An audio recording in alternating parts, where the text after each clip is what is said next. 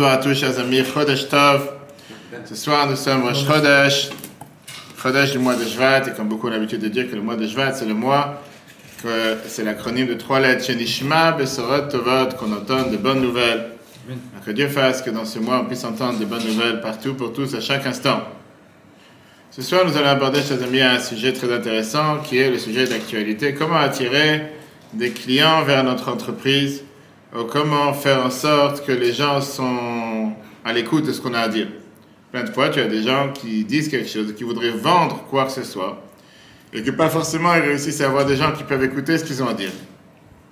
Et la question, elle est, comment faire en sorte que les gens, quand tu leur dis quoi que ce soit, ils veulent écouter. Ça revient à ce qu'on vient de parler.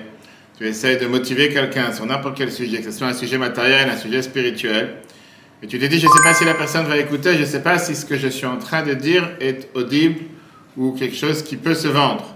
Alors comment attirer de nouveaux clients? Comment faire en sorte que ce que je dis, c'est quelque chose qui va pouvoir avoir un impact et surtout qui va pouvoir faire la différence? Pas seulement que quelqu'un il a écouté mais qu'il est passé à autre chose, mais qu'il écoutait, qu'il va faire le pas de vouloir franchir le pas du magasin. Et si on part dans l'aspect spirituel, de vouloir faire en sorte de pouvoir changer dans ses habitudes, changer dans son comportement et avancer dans la vie de tous les jours. Pourquoi ce sujet ce soir? Quel rapport avec le mois de Shvat et quel rapport avec la paracha qu'on a commencé cette semaine? La paracha, comme on a parlé longuement Shabbat, sur les 10 plaies.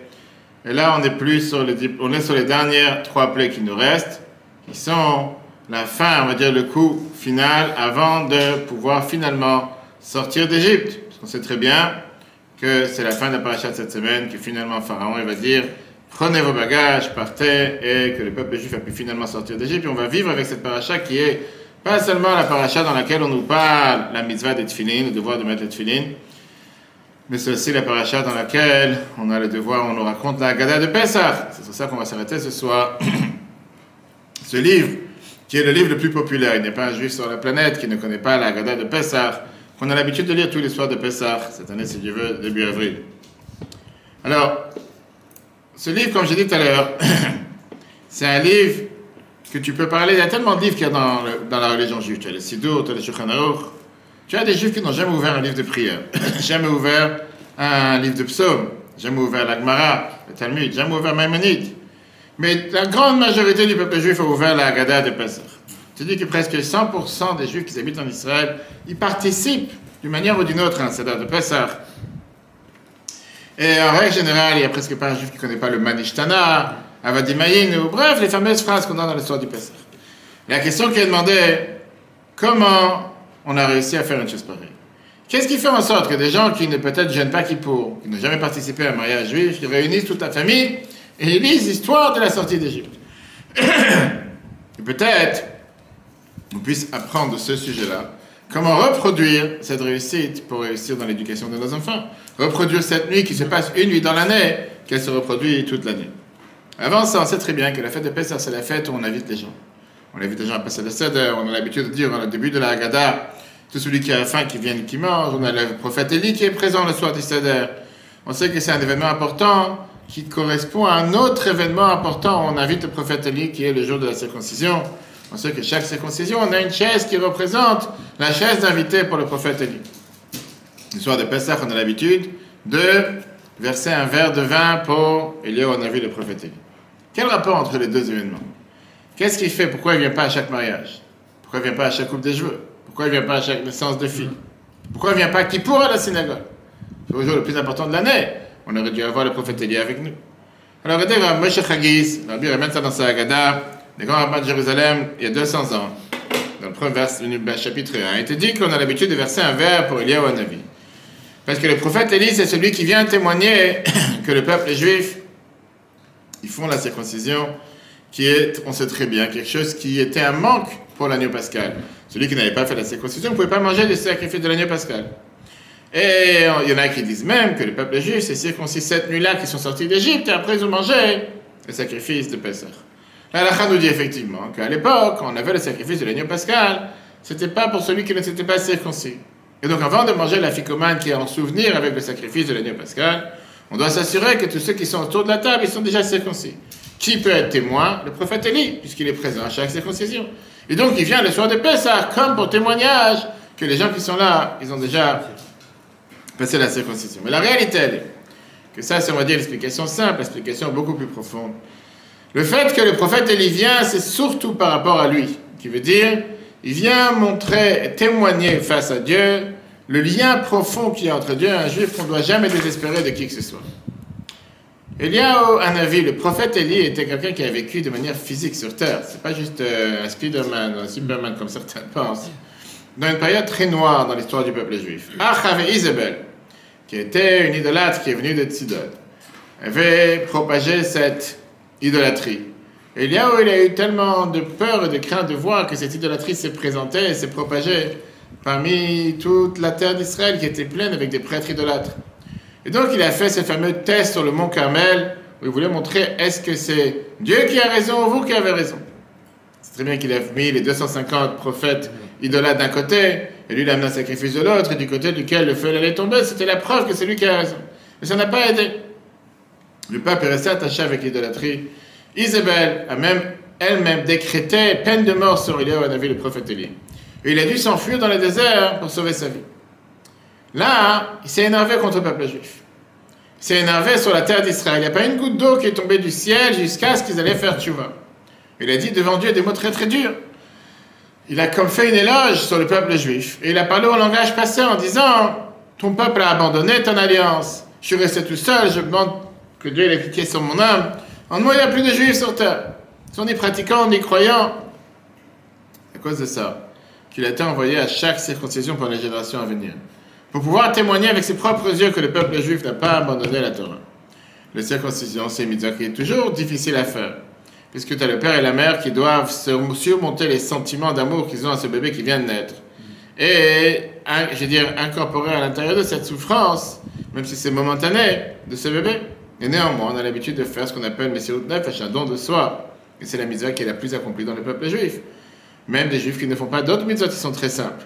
Et c'est pour ça que Dieu l'envoie Eliyahu Hanavi à chaque circoncision pour apprendre qu'il ne faut jamais désespérer de qui que ce soit. Toi, tu as dit que le peuple juif a abandonné mon alliance. Va voir avec tes propres yeux que ce n'est pas vrai ce que tu as dit. C'est ce que nous dit le Pirkei de Rabbi Eliezer. C'est la raison pour laquelle il est aussi présent le soir de Pessah. Parce que c'est la mitzvah la plus accomplie dans le peuple juif. Et donc il est envoyé dans chaque maison juive pour voir la beauté de notre peuple. De quoi? Que malgré les difficultés, malgré les souffrances, malgré l'exil, toujours présent. Alors quel est le secret? Qu'est-ce qui fait que le peuple juif est tellement attaché à cette mitzvah? Alors comme j'ai dit, ce n'est pas juste une question de rhétorique, savoir comment parler, savoir comment se comporter, mais c'est même une base dans les mitzvot qu'on a l'habitude de faire le soir du Seder. La mitzvah de la nuit, on a l'habitude d'amener tous les enfants à la table du Seder. Donc c'est toujours intéressant de se renseigner. Comment tu peux convaincre des enfants que toute l'année ne font rien, qui sont intéressés à rien, qui ne pratiquent pas ni quoi que ce soit? C'est ça, ils vont faire le Seder. Quel est le secret qui fait que tous ensemble viennent et se rapprochent et vont venir écouter?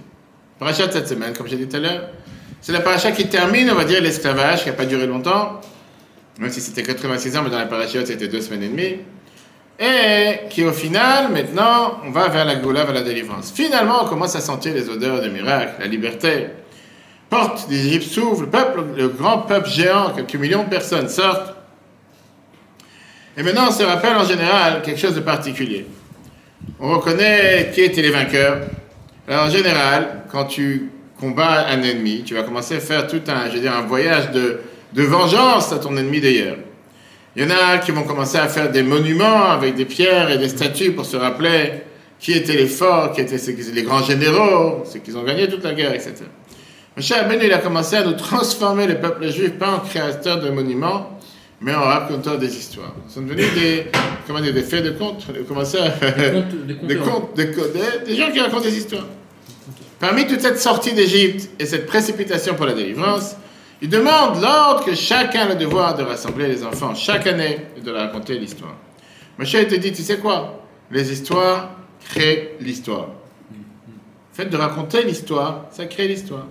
Alors que tu vas mettre des monuments qui vont peut-être amasser de la poussière et qu'il faudra penser au faire des karchers dessus tous les quelques années parce qu'elle devient noire, etc. L'histoire, ça crée l'identité. Et particulièrement une histoire qui descend dans la famille, de la bouche du père et de la mère. au final, une personne vit avec les histoires qu'il a entendues dans son enfance. Moshe, il ne rend pas la vie facile. Il dit pas seulement qu'il faut enseigner aux enfants l'histoire, mais il commence à raconter tout au long de la paracha, 3 discussions qu'on doit avoir avec les enfants. Et dans la paracha, Vaïtranan, qui est dans le Deutéronome, il vient et te dit une 4e discussion. Et chaque fois, il va essayer de t'amener un argument différent qu'un enfant pourrait éventuellement poser. Qu'est-ce que tu dois répondre à cet argument? On a ça dans le chiffre 2, on rappelle ça chaque année. Dans Shemot 12, 26, il te dit, quand les enfants vont te dire qu'est-ce que vous faites, on dira c'est un sacrifice de Pessah que Dieu nous a demandé d'amener. Dans Shemot, dans l'Exode 13, 8, tu diras à ton enfant, c'est pour ça que Dieu m'a fait sortir d'Égypte. Dans l'Exode 13, 14, tu dis, quand ton enfant te demandera demain qu'est-ce que c'est, tu diras c'est avec une main forte qu'il nous a fait sortir d'Égypte. Et dans Deutéronome 6, 20, quand ton enfant te demandera demain c'est quoi tous ces commandements que Dieu vous a ordonnés, tu lui diras telle et telle chose. On sait très bien, de là on a appris qu'il y a 4 fils. Les 4 fils qui sont présents. Et Moshe ne donne pas le choix d'esquiver un des 4 enfants. Moshe vient et te dit que tu as 4 types de pères, 4 types d'enfants, et tu dois savoir quoi répondre à chacun de ces enfants. Vient Rashi, chapitre 13, verset 5, il vient et te dit, qu'est-ce que ça veut dire, Ma avoda azot lachem, qu'est-ce que vous êtes en train de faire? On parle du rachat, on parle du mauvais, on parle du mécréant, on parle de celui qui s'est excentré du public, qui n'a rien à faire, qu'est-ce que vous faites? Comme si ça ne le regarde pas. Et là, avec Gata Levincha, quand on te dit, tu raconteras à ton enfant, on parle de celui qui ne s'est pas posé de questions. Et le verset vient et te dit, tu dois lui attirer l'attention. Rashi vient et te dit, Rashi dans le chapitre 4, verset 14, il te dit, quand ton enfant te demandera demain qu'est-ce que c'est un enfant idiot qui ne sait même pas comment poser la question, il demande qu'est-ce que c'est pas de quoi tu parles, il n'a jamais vu une matzah ou un seder. Dans un autre endroit, dans le Deutéronome, quand tu dis quel est le témoignage, quels sont les mitzvot, ça c'est la question du chacham, de l'enfant intelligent. La Torah elle te parle en fonction des 4 fils, le rachat, celui qui ne sait pas poser de questions, celui qui pose de manière simple et celui qui pose de manière intelligente. Maintenant, on voit très bien que Moshe ne le met pas en ordre chronologique comme ils sont dans la Haggadah, mais à l'envers. Alors que dans la Haggadah, on commence toujours par l'enfant intelligent, le pire, le simple, celui qui ne sait pas poser de questions. Peut-être c'est pour faire attention à l'honneur du père. Moshe il met le contraire.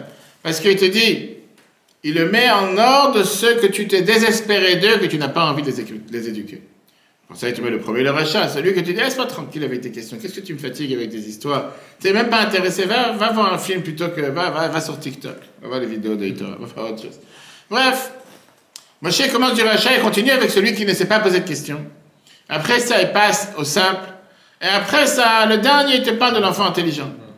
Pour te montrer que personne n'est quitte de transmettre le message au prochain enfant, à la génération suivante.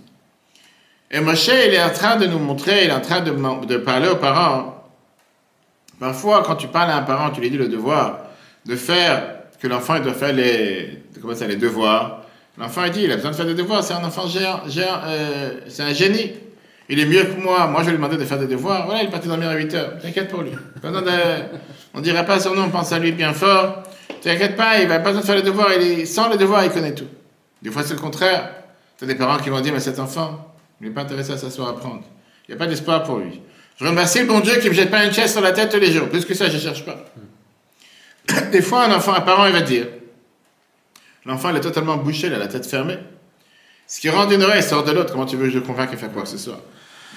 Et des fois, tu as un parent qui va pousser, on va dire, le temps en disant, l'enfant, il est encore petit, laisse-le vivre. Laisse-le grandir.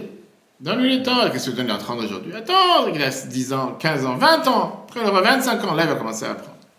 Moshe connaît toutes les réponses. Moshe nous dit qu'on a le devoir de s'inquiéter et surtout de parler aux 4 différentes espèces. Après, rappelez-moi à la fin, si on a le temps, on parlera particulièrement par rapport à cet enfant qui est le simple, qui montre comment ça met un défi particulier pour les parents. Mais là, la question est, alors comment tu fais? Comment tu fais pour intéresser ces 4 différentes catégories d'enfants qui existent? Non, c'est une réponse différente à chacun, on a vu. Et surtout, comment la Haggadah de Pessah a réussi depuis des milliers d'années de faire en sorte que tout le peuple juif est assis à la table du Seder le soir de Pessah. La semaine prochaine, si Dieu veut, c'est le 10 Shvat, le jour que le Rabbi est devenu Rabbi à 73 ans. C'est pour ça que si Dieu veut, le 5 février, dimanche, on aura le grand Fabring chaque année ensemble avec tous les Shvat. Et c'est une des révolutions que le Rabbi a fait, c'est une révolution éducative, de changer la manière de penser de toutes nos 10 générations.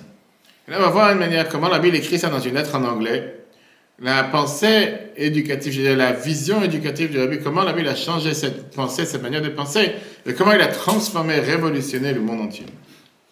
Un mot vient montrer le secret de l'éducation du soir de Pessah. Dans le chiffre 3, Rashi te dit, Vegata lebincha, tu raconteras à ton enfant. C'est dit qu'on parle d'un enfant qui ne s'est pas posé une question.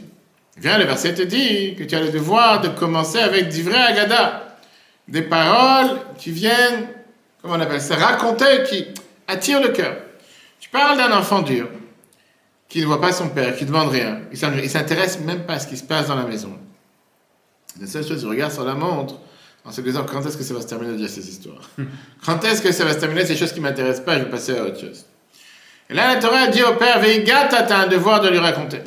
Prends-toi le défi dans la main, et toi, va essayer d'éveiller chez lui la volonté de vouloir écouter. Attire-le à ton sujet. Mais comment tu vas attirer quelqu'un qui n'est pas intéressé? Comment tu vas intéresser quelqu'un qui n'est pas intéressé? Viens, Rashi, il te dit, Veigata, raconte-lui, ça c'est la solution. Ça, c'est pas seulement un ordre, mais c'est le moyen de pouvoir briser toutes les barrières. La Torah ne te dit pas le langage normal. Vedibarta, tu parleras. Ve'amarta, tu diras. Ve'limata, tu enseigneras. Elle te dit raconte. Qu'est-ce que ça veut dire raconter? Raconter, c'est d'attirer l'autre, de s'attacher avec l'autre. Parle à l'enfant d'une manière qui s'attache avec toi. Le frère du Maharal, le frère Rabbi Chaim ben Metzalel, il dit que le mot agada en hébreu, ça vient aussi, en araméen, pardon, ça vient de dire d'attirer l'autre, de s'attacher à l'autre. La Gemara te dit agada, c'est la partie de la Torah qui attire le plus la personne à vouloir l'écouter. Contrairement à la halakha, à la loi, on va dire que c'est quelque chose qui te demande d'exécuter. Il y a des gens qui ne sont pas forcément attachés à ça. Veigata, le Targum Onkelos, qui est la traduction araméenne dans la Torah, il vient te dire au techave, qui veut dire réveille chez lui une excitation. Fais de lui une expérience majeure. Un mélange de sentiments.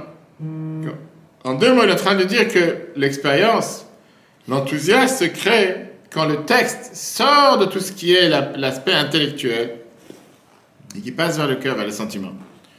En deux mots, quand tu commences à mélanger les sentiments à l'intérieur, ça parle à la personne.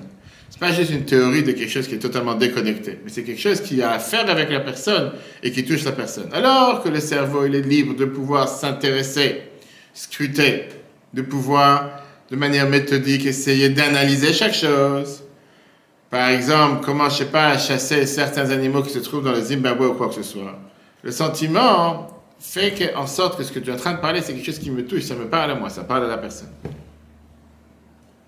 Une fameuse phrase qui dit « Personne ne se rappellera pas qu'est-ce que tu lui as dit, mais personne n'oubliera qu'est-ce que tu lui as fait ressentir. » Albert Einstein a dit une fois « Qu'est-ce que c'est une bonne éducation? Ce qui reste dans la tête de l'enfant après qu'il a oublié tout ce qu'il a appris à l'école. » Et tu as des fois des enfants que la seule chose qu'ils se rappellent toute l'année, c'est pas ce qu'ils ont appris, mais c'est comment le prof criait chaque matin, comment il était sympa chaque matin, comment ça, c'est ce qu'ils se rappellent. Ce qu'ils ont appris, ils ne se rappellent pas. C'est la différence entre un prof et un éducateur. C'est qu'un prof, il est là pour faire passer de la matière. Il a un cursus, il a un curriculum, il sait qu'il faut avancer, on doit terminer temps et temps, on fait passer les pages. C'est ce qu'on doit faire. Un éducateur, il touche le cœur de l'enfant. Et il rend le message, que le message soit un message qui parle à l'enfant. Et donc, le premier texte, la Haggadah nous dit, Veigata, c'est de raconter, pas seulement de donner des notions, mais de s'attacher à l'enfant, de toucher dans son existence. Comment on le fait de manière directe, de manière qui a un impact sur la personne. Regardez comment la Bible raconte ça. C'était un Chol HaMoed Sukkot en 1980. C'est un service de la synagogue du Rabbi était pleine à craquer avec des enfants qui sont ensemblés, comme chaque fête de Sukkot. J'ai eu plusieurs fois la chance de participer à ces réunions auxquelles le Rabbi descendait parler juste pour les enfants. Le Rabbi parle au micro et il met une bombe en disant « Je vais créer ce mouvement juif international pour les enfants qui s'appelle Tzivat Hashem ». Tzivat Hashem qui est l'armée de Dieu, de la paracha de cette semaine. Ça sera vraiment comme un bataillon, comme une armée, comme une vraie communauté. Dieu, c'est le commandant en chef. De temps en temps, il y aura de nouveaux ordres qui vont amener à faire de bonnes actions. Les enfants, ils vont avoir des symboles, des grades, colonel, capitaine, soldat, général. Ils vont s'attacher entre eux et grâce à différentes missions qu'ils vont avoir, ils vont pouvoir monter de grade jusqu'à ce qu'ils remplissent toutes les missions. Bien sûr que les enfants, ils ont accepté ça avec grand enthousiasme. Et aujourd'hui, tu as des centaines de milliers d'enfants à travers la planète qui sont tous des membres de Tzivat Hashem, parce que c'était juste qu'un bar et bat mitzvah. Mais il y avait des adultes qui n'ont pas aimé ce truc. Ça les a dérangés. Le rabbi, dans le temps, il reçoit une lettre d'un grand éducateur. Puis il dit au rabbi, c'est bizarre, vous, quelqu'un qui a tellement génie dans tout ce qui est l'éducation, le rabbi c'est en 81, déjà très connu. Le rabbi parle de militarisme, de l'armée de Dieu. Pourquoi l'armée? Pourquoi faire la guerre? Qui a besoin d'une chose pareille?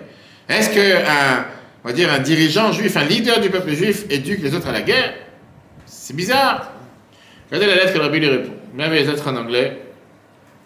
Le rabbi lui dit comme ça. Le plus grand problème qu'on a dans notre génération, c'est le manque de Kabbalatol, le manque de, pas soumission, mais c'est le manque de vouloir avoir écouté l'autre, d'être soumis à l'autorité. Manque d'autorité. Pas seulement le joug du ciel, mais l'autorité tout court. L'autorité des parents, l'autorité des profs, ou l'autorité du gouvernement dans la rue. L'autorité tout court, ça c'est en 80. Les enfants américains, leur dit, sont éduqués avec cet esprit libre et si on peut dire, cette innovation à l'époque qui était cette indépendance, et ça leur a donné un sentiment d'avoir une autosatisfaction et d'être tellement sûr de soi. Jusqu'à ce que celui qui veut aller nager contre le courant, il peut même être rusé contre la police et contre le jugement, contre les juges, contre le tribunal. Alors, j'ai pensé à un long moment, avec beaucoup d'efforts, comment influencer les enfants d'Amérique à une idée de pouvoir se soumettre à l'autorité. Je suis arrivé à la conclusion que le seul moyen, c'est de créer un système de mashma, c'est-à-dire d'écoute, et surtout de remplir les règles auxquelles ils sont habitués. Un tel système que les enfants eux-mêmes vont le trouver proche à leur adaptation. Pas quelque chose qui vient d'en haut, qui ne les regarde pas, que ça ne leur parle pas. Quelque chose que ça leur parle, que ça les touche. C'est-à-dire, l'homme dit que l'éducation passe par les voies naturelles d'un enfant, par lesquelles il aime apprendre, il aime connaître le monde. Chaque enfant, il a différents moyens par lesquels il voit et il aspecte et il vit différentes émotions, différentes situations. Un, il apprend avec les oreilles, l'autre, il apprend avec les mains, quand il coupe, quand il peint, quand il chante, quand il fait de la musique. Ah, c'est plus sentimental, c'est une histoire qui va le toucher. L'autre, c'est plus une compétition. L'autre, c'est plus de pouvoir gagner des points. L'autre, c'est plutôt gagner la guerre. L'éducation veut dire éduquer ensemble, marcher ensemble. Faire passer le message par les moyens par lesquels il vit et il absorbe la vie. Le livre de la Haggadah, c'est exactement ce livre qui est le livre le plus pratique qui nous montre comment le faire. La Torah te dit, Veigata. Qu'est-ce que ça veut dire? Tu vas raconter, les Chachamim, ils se sont assis, ils ont écrit la Haggadah qui veut dire un livre qui attire la personne, qui attire l'autre. Et ça, c'est cette révolution planétaire qu'elle a créée la Haggadah. C'est le seul livre qui n'est pas fait en termes ou en façon de cours, d'enseignement. C'est le seul livre qui est fait comme une expérience. La Haggadah va te raconter l'histoire, et tu dois la raconter en termes d'histoire. Même si nous sommes tous des sages et tous des savants, on a le devoir de raconter l'histoire de la sortie d'Égypte. Tu sais, la Haggadah, c'est un livre qui est pas, on va dire, qui est contemporain, qui n'est pas intemporel, qui ne dépend pas que ceux de l'époque, qui dépend de chaque génération. Le soir de Pessah, on ne se réunit pas seulement pour se rappeler ce qui s'est passé à l'époque, comme à Purim, comme à Hanouka, mais on est assis de manière libre. On revit ce qui s'est passé à l'époque, on est en train de revivre et de vivre à l'intérieur de nous. Quelque chose qui se passe maintenant, à tel point qu'on te dit que dans chaque génération, on a le devoir de se dire comme si maintenant on sort d'Égypte. Et depuis tout le temps, les parents sont assis. Ils racontent leur histoire de sortie d'Égypte, de l'exil à l'époque et de l'exil d'aujourd'hui. Troisième point, la Haggadah commence avec des questions. Le fait qu'il y ait des questions, ça crée chez toi la nécessité de vouloir avoir des réponses. Quatrièmement, il y a différentes expressions, il y a différentes choses vivantes, réelles qui se passent dans la Haggadah, qui éveillent les enfants, se posent des questions, il y a quelque chose qui n'est pas clair. Et cinquièmement, il y a aussi même des compétitions, comme certains ont la coutume de prendre la ficomane, de la cacher pour que les enfants aient des parents leur donnent des cadeaux. Et bien sûr qu'il y a du bon manger, et une belle table, que automatiquement ça attache le corps, etc. Cette idée, c'est tout à fait adapté à ce que l'Admo Azaken nous parle. Qu'est-ce que ça veut dire chinuch, l'éducation? L'Admo Azaken, il apprend ça de la paracha la plus longue de la Torah, la paracha Nassau, qui nous parle comment on a inauguré le temple. Et comment on a préparé le temple pour amener les sacrifices.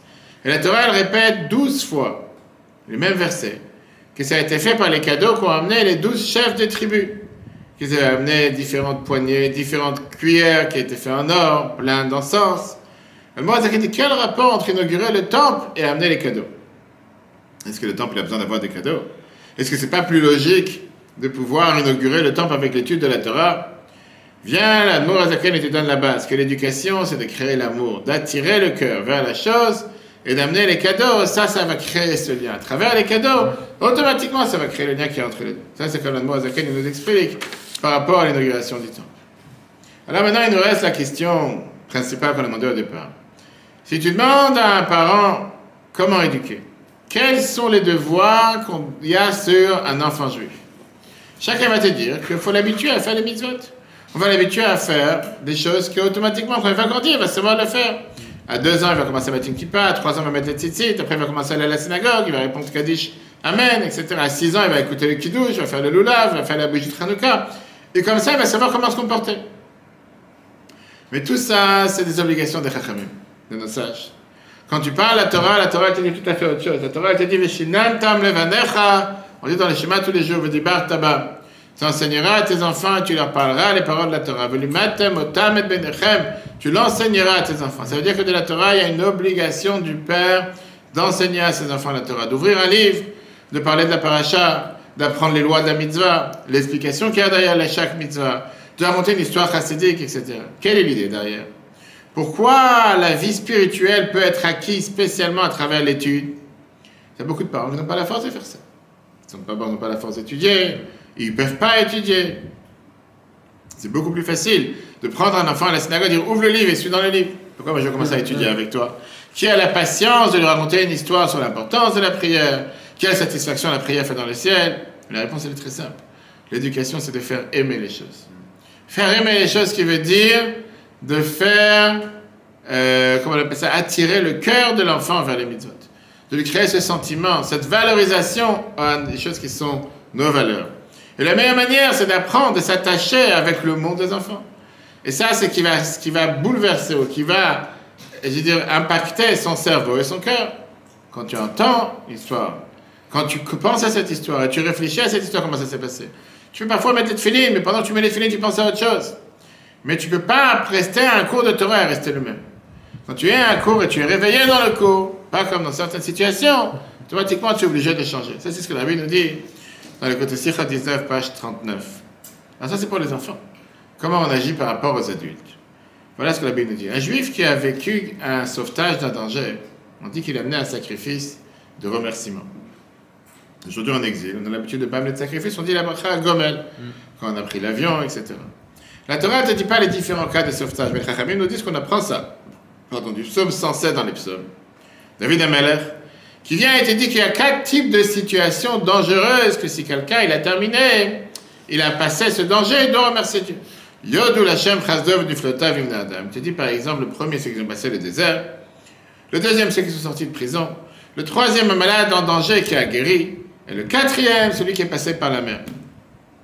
Il y a une question que Rashi demande dans la paracha de Tzav. On voit que Rashi change l'ordre et il te met le dernier en premier. Il te dit, d'où je sais qu'il faut remercier dans la paracha de Tzav, on parle du Korban Toda, des sacrifices de remerciement. Un miracle que tu as eu, par exemple, c'est qu'ils sont passés par la mer. Alors que dans les psaumes, David Amalek, il les met à l'envers. Pourquoi Rashi les met en premier? Surtout que Rashi, il se base sur les phrases du roi David. Pourquoi il n'a pas mis les mêmes ordres que le roi David t'a dit? La plus grande question, elle est que dans la Gemara Brachot, la Talmud Brachot, page 54b, David Amelech, il parle et il commence à parler par ceux qui sont passés par le désert. Parce qu'à l'époque, c'était le plus grand danger. Aujourd'hui, personne ne passe par le désert. Mais à l'époque, aujourd'hui, les gens ils vont au Qatar ou ils vont à Dubaï, ils vont dans des déserts qui étaient à l'époque un désert. Mais aujourd'hui, ils ne vont pas faire une bracha pour ça. À l'époque, passer le désert, c'était plein de bêtes sauvages, de bandits, pirates, on va savoir. Ça, c'est ce qui est demandé, de faire un remerciement. Et donc pourquoi Rashi a changé en disant que les premiers c'était ceux qui sont passés par la mer. Et deuxièmement, Rashi il emploie ici différents termes. Il dit comme ça, ceux qui passent par la mer au pluriel, ceux qui passent par le désert au pluriel, ceux qui sont sortis de prison au pluriel, et un malade qui a guéri. Pourquoi il ne dit pas et les malades qui ont guéri? C'est tout, il parle au pluriel, ça aussi. La Bible explique ça de manière merveilleuse. Rashi te dit, c'est quelque chose qui est compréhensible de soi-même. Mais cher Rabbeinu, c'était un bon communicant. Pas seulement qu'il s'est passé l'information, mais il touchait le cœur des personnes d'une manière que ça les faisait bouleverser, ça les donnait à réfléchir, ça leur donnait, je veux dire, leurs sentiments n'étaient plus les mêmes. Le meilleur moyen, c'est de pouvoir toucher l'existence même de celui qui écoute, dans sa vie, dans ses expériences. C'est pour ça que Moshe, il attachait ce qu'il leur enseignait avec la personne elle-même. Il ne suffisait pas de leur faire passer un message, mais il amenait des exemples de ce qu'eux-mêmes ont survécu. Et comme c'était une génération qui sont sortis d'Égypte et ils sont passés par le désert, c'est pour ça que Moshe parle de cette manière. On voit très bien que ceux qui sont sortis à l'époque d'Égypte, ils ont passé les 4 choses de sauvetage. L'ordre que Rashi nous dit d'abord, ils sont passés par la mer. Premier miracle, en passant par la mer Rouge, ils ont réussi à survivre la mer. Après ça, ils sont arrivés dans le grand désert, où ils étaient bloqués pendant 40 ans. Après ça, ils étaient considérés comme des emprisonnés pendant la plus grande prison du monde, puisqu'ils ne pouvaient pas sortir du désert, ils étaient enfermés dans le désert. Donc Moshe, il a transmis le cours de la manière suivante. Il dit, regardez-nous, on doit remercier Dieu parce qu'on a passé la mer, on a passé le désert, et plus tard, on va aussi sortir de prison. À la fin, Moshe, il a amené un cas d'un malade qui a guéri, parce que ça touchait seulement une seule personne. Donc c'était pour la fin. Et c'est pour ça que Rashi, il a mis en langage privé, en langage singulier, alors que tout le reste, il a mis ça en langage pluriel. Alors tu vas me dire, mais pourquoi au départ on était en Égypte, on est sorti d'Égypte, on aurait dû parler d'abord de sortir de prison d'abord. Alors c'est vrai qu'en Égypte, on n'était pas encore un peuple, on n'avait pas encore le devoir d'amener le sacrifice de remerciement. Pour ça, ça n'a pas été de pas. Après ça, je rappelle à la fin une très belle histoire dessus. La halakha, elle vient te dire, quand tu parles de la halakha, ça vient nous donner ici, une révolution. Une révolution que l'éducation, c'est pas de tirer les enfants vers la table de Shabbat. Un père, il doit préparer une histoire, il doit venir avec une question intéressante sur la paracha, il doit faire une compétition, des chansons entre les enfants, intéresser les enfants, mettre la pensée, comment faire que les enfants soient intéressés, de se penser à chaque fois comment les toucher, comment les intéresser. Pas juste de dire, c'est Shabbat, il faut faire Shabbat, c'est Kippour, il faut faire Kippour.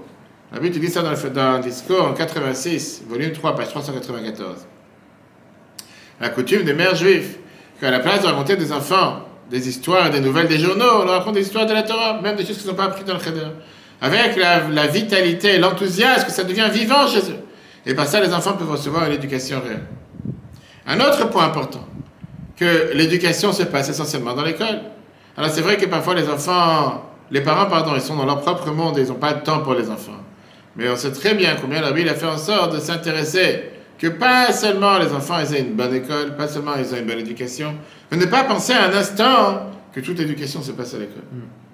L'éducation à l'école, c'est une chose, mais tu as une énorme implication à faire, un énorme devoir à faire, de continuer et d'enseigner aux enfants aussi et surtout quand ils sont à la maison. Alors voilà plusieurs histoires.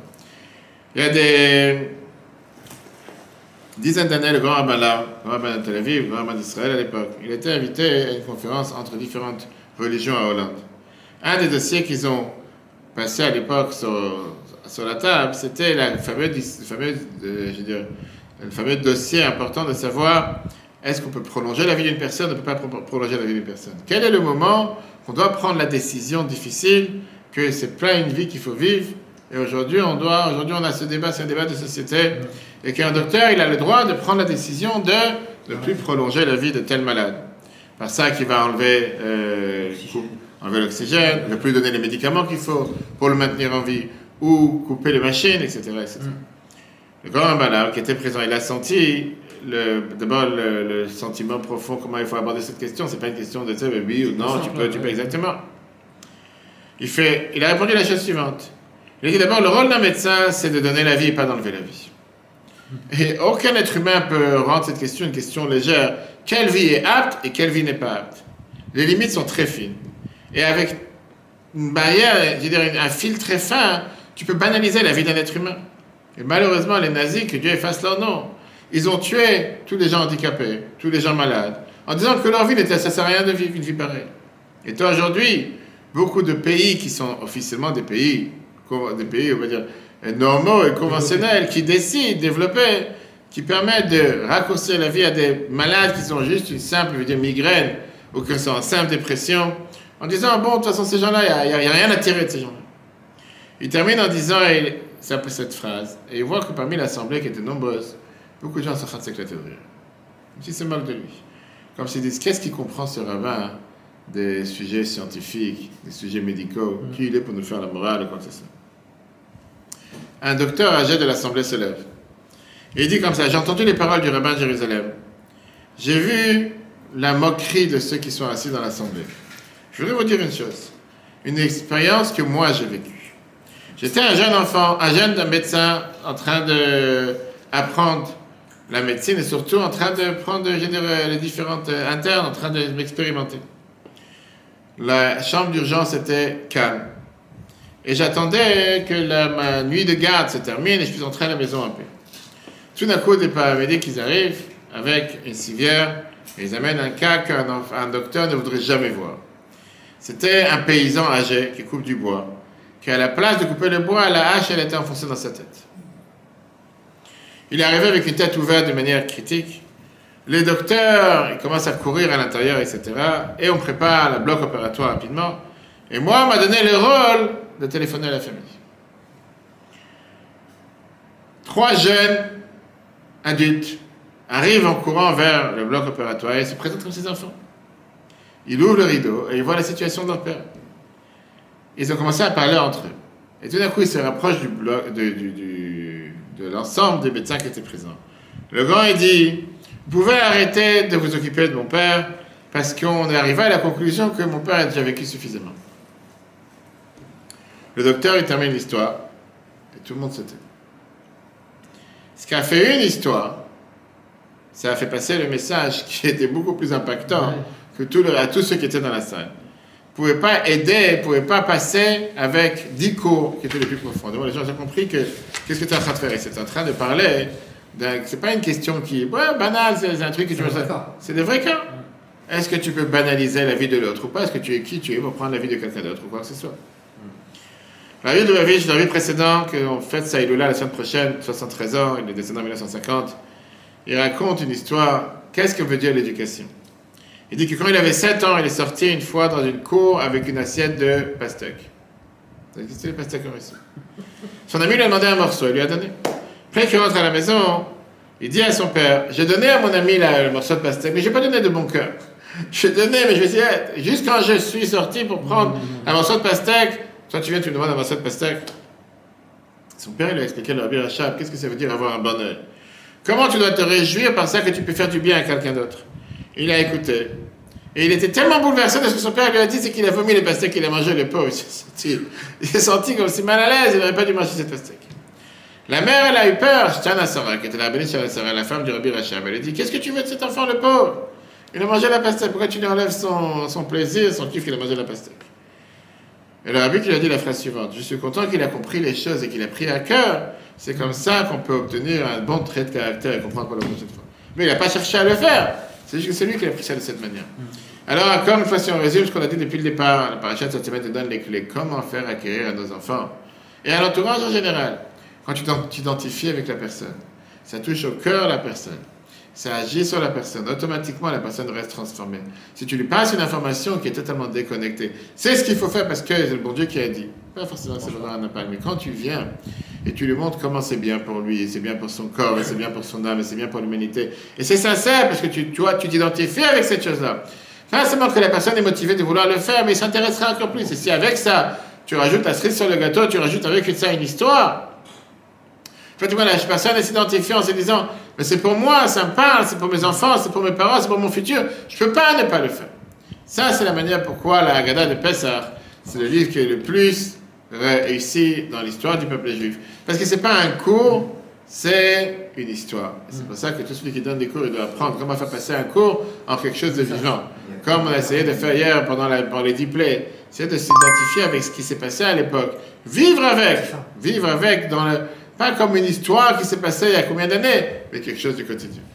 Le cours sera un replay sur etora.fr, etorah.fr et sur l'application Etora. Chodesh Tov, que ce soit un mois plein de joie, de bonheur, de santé, de prospérité, de réussite pour tous. Très bonne soirée à tous et Dieu veut à la semaine prochaine.